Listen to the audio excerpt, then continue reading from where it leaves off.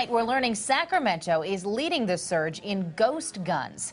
These types of guns can be made at home, and they're untraceable. Thanks for joining us. I'm Christina Janes. I'm Sam Shane. The feds say many of those weapons can be traced to a Sacramento man known as Dr. Death, who's about to be sentenced for helping create these guns illegally. It's a story you'll see only on CBS 13. As you hit metal, gently pull it and pierce a hole. He calls himself Dr. Death, seen here in his shop coaching a customer through the steps to make an untraceable rifle. If I go too fast for you, tell me to start over. All right, cool. So we're just going to load on this large peg.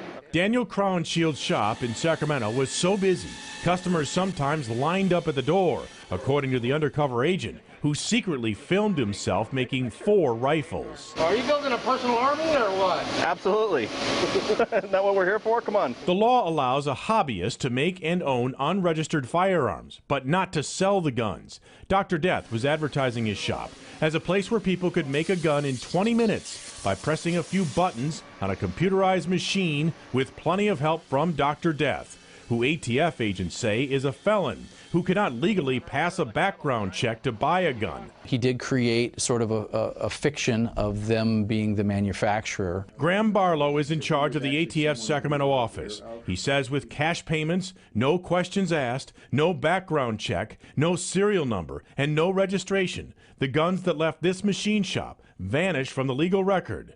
Agents say they have no way of knowing how many Dr. Death sold, but they believe it was hundreds at minimum. These people that were making the guns, collectors, criminals. It's hard to know since there's no background checks done. Nobody knows.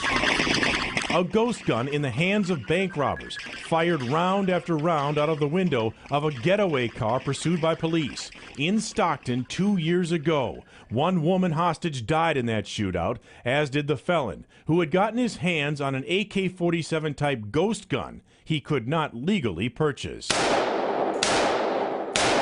In recent months, ATF has seized hundreds of ghost guns and silencers made in other machine shops in the Sacramento area and arrested 8 men.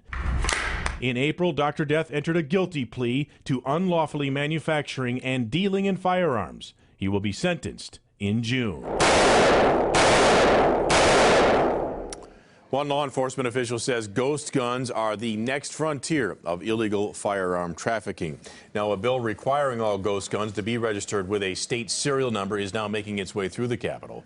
Governor Brown vetoed a similar bill in 2014. At the time, he said he did not see the need to trace ghost guns. The full Senate is expected to vote on it in June.